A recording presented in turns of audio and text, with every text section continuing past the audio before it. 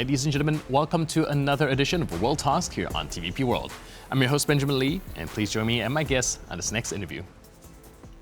Now, Poland's presidential race heads into a critical runoff as Civic Platform back Rafał Trzaskowski and Law and Justice back Karol Nawrocki vie for the presidency. With the two running neck to neck, third place candidate Sławomir Mentzen's demands could prove decisive. The campaign has spotlighted sharp divides on EU ties, Ukraine, and national identity. Joining us today on TVP World to unpack the implications is Professor Wawrzyniec Konarski, Rector of Vistula University and an expert in political systems and nationalism, known for his deep analysis of Poland's evolving political landscape. Hello, sir, and welcome to TVP World. Good evening. So before we kick things off, we have the most recent statement made by the two presidential candidates during the rally. Let's take a look and hopefully you can help us unpack what they meant by that. Najwyższy czas. It is high time for honesty to win. It is high time for integrity to win. It is high time for justice to win. It is high time for truth to win. This is what these elections are about. This is a march for the future, not a march for power. We will win to show that Poland is great and that it's worth being Polish. Now, both of these statements sound relatively vague and broad. At this very critical juncture, what do you think is the message that both candidates are trying to send in order to perhaps garner supporters from the middle? The message is definitely to find certain important and selected tools to gather all of the supporters around both candidates, which means that both candidates are absolutely aware that it's a final sort of the point which is going to be ending next week. And they know, of course, they feel this sort of the burden on their shoulders. However, I mean, the vocabulary, which had been mentioned by both of them, was quite interesting today. And I think we may find some gaps and some assets in both persons' understanding of the political role. I think that from the point of view of some of the politological type of the language for analysis, I would like to use the word inclusive and exclusive in terms of the political spectrum as political space. It means that from some of the argumentation, especially some facts which have been mentioned by, let's say, Mr. Nawrocki, I would rather say that some of the appeals, some of the messages he wanted to pass to all of the persons who were with him, and of course those who will be watching the TV and listening to radio, I think those facts are definitely sometimes contradictory one to another. Because whenever he was telling that, for instance, this is the march for power, not for power, but for people, for Poles, for others, I think this is, of course, a march for power. However, the power of the president in Poland is definitely more passive than the active, who was not comparing with the role of the president in France, for instance. However, this is not a typical passive role, because depending on the personality of a person, and also having in mind some of the articles of the Constitution, president may have certain role, which might be definitely more active. The mandate which is given from the society matters also. However, this is not the most important prerequisite. The prerequisite is that president is having certain position also in terms of having some comparisons with the former presidents. Like Wałęsa, who has been elected for the first time in Poland during the time of the transformation, has been personally very strongly involved in some of the activities or activization of the position of president. Mr. Kwaśniewski, he has not been, of course, passive, but he has been person who were surprisingly, for some of the Polish political circles, quite nicely received, despite the fact that he has been the member of the Communist Party before. Lech Kaczyński had been president, who was quite controversial because he started also the first political type of the cohabitation we used to have in Poland. And this cohabitation definitely is much more conflict-oriented. Now we are having definitely the cohabitation, which is also very conflict-oriented. And this is something which is a nightmare for the current government, which definitely does not want to continue this type of the political activities. Whereas, I'm coming back to Mr. Nawrocki's statement, in fact, his most important task, what he has been quite often mentioned before, he mentioned this fact, that his idea is to come to the power, to overthrow the government, and perhaps, this is our presumption, to go towards the next elections, premature elections. This is something which has nothing to do with the stabilization. This is not the role of the president, because the president has to be a person who may rather unify society around a certain most important principles. And if the president is definitely interested, or if the candidate for the president is declaring that he wants to abolish the government, it means he is in a certain way rather unable, of course, to cope with the article number 126 of the Constitution, which says that the president is responsible for the safety of all of the society. If the candidate for presidency wants to, or declares that he wants to overthrow the government, it means he will rather destabilize, not to stabilize the society. This is something which you have to bear in mind, of course. Coming back to Mr. Nawrocki, whereas as far as Mr. Trzaskowski is concerned, Trzaskowski has been much better comparing with the beginnings of his campaign, because he has been very inactive, or rather more reactive, not active. That's quite important.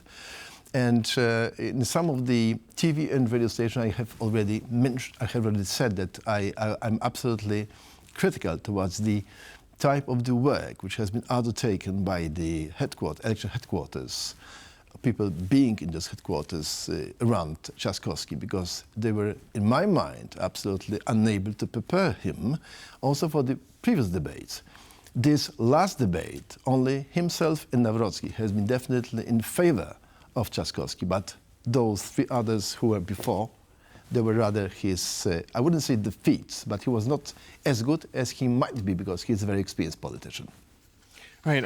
So to unpack what you just mentioned, it does seem like Nawrocki's statement during his rally signals a lot of change, or at least a shake-up of the current political status quo. Do you think that that's a targeted message towards the third-party voters, which we saw, well, like about 20% going third party? Do you think that that might be his strategy going forward with this talk about overthrowing the government and things like that, might be more appealing to the third party voters, and that's what he's going for right now?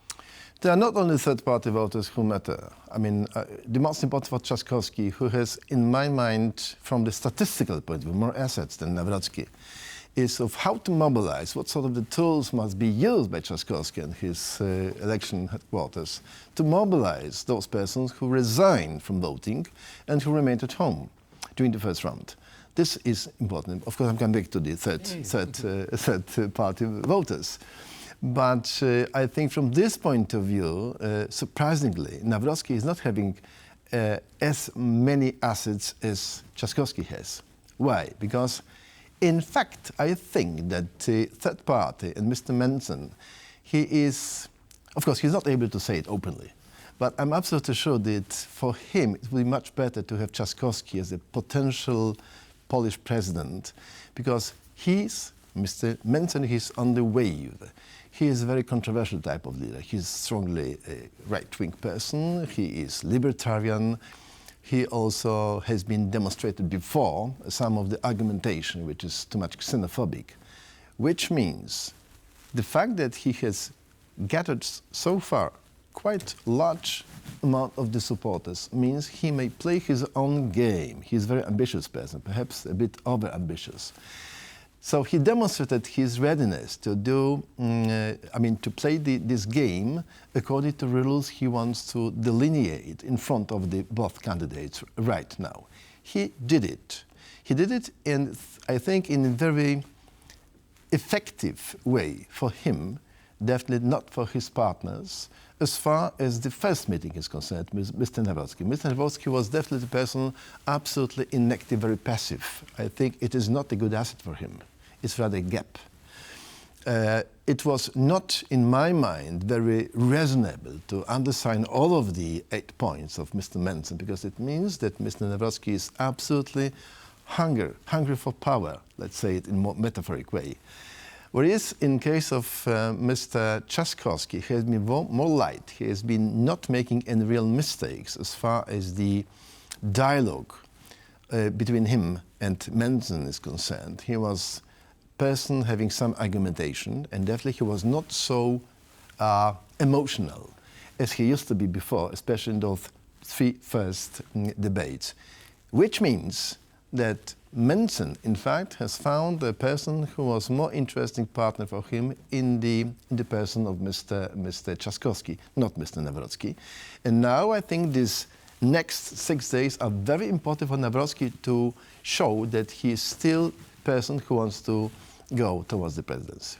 All right, now let's operate under your thesis that perhaps Trzaskowski is the more favorable candidate even for Mentzen. Do you think that that message will be adequately relayed to his voter base, seeing that, at least on the surface level, it does seem like Nawrocki agrees more with what Mentzen has put out?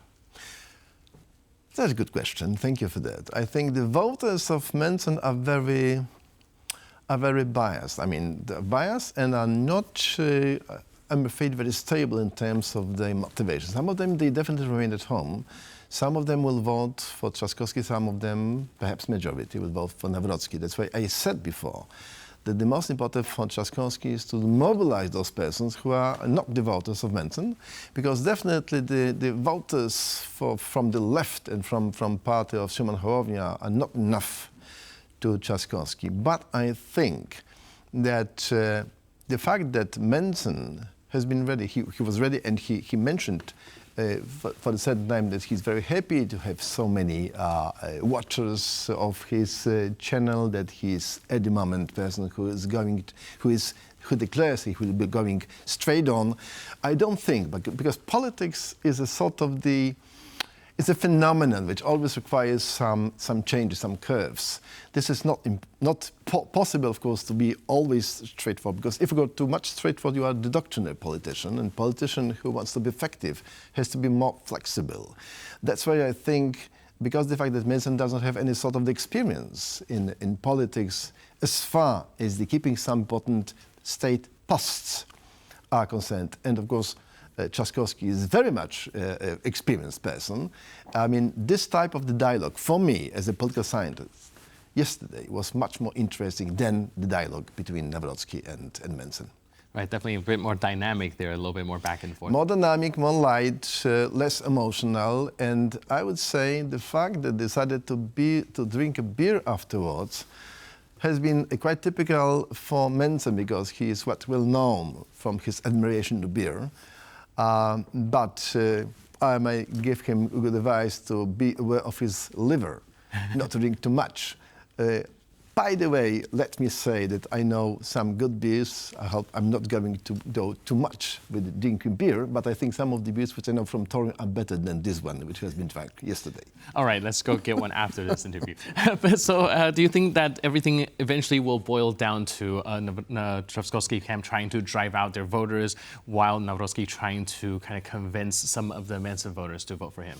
The most problem with Nawrocki, or for Nawrocki, is that it's sort of the mystification, or I would say even the hypocrisy, because he's not a candidate who might be called as a citizen candidate, because he's a candidate nominated and, of course, supported all the time by the party apparatus of Law and Justice Party, which means he's not an independent candidate. This is something which has to be said openly. Of course, Trzaskowski is also not independent, because he's a member of his party, he's deputy leader of the party. But this is very clear. Everyone knows it. So the voters may accept someone who is saying, yes, I'm the member of the party, I'm the deputy leader of the party, I'm having ties with the leader. And another who is saying, although I keep repeating that he is not a party member. Okay, he is not, but it's not important. The most important, who is going to be the party machine behind him? What party is going to be this party machine? And what is the interest of this party? This party, PiS, is a party which is right now in quite a crucial point in the existence of this party. Because if Nawrocki fails, there will be definitely, this is my presumption and my hypothesis, will be definitely a very bad result for the party, and party may be ready, not party, of course, some of the politicians may be ready, of course, to start to begin with the process of the fragmentation of the party, which is very dangerous. Also because of the fact that Mr. Kaczynski is not as strong as he used to be. So we still await, some interesting moves on the Polish, paces in the Polish political stage. Definitely. So a lot is at stake there. But in the meantime, thank you so much for breaking this down for us. I really appreciate it. And thanks for being with us. Thank you too. Cheers. And thank you for tuning into this edition of World Talks. But for more news, update, and commentary, please stay tuned to TVP World.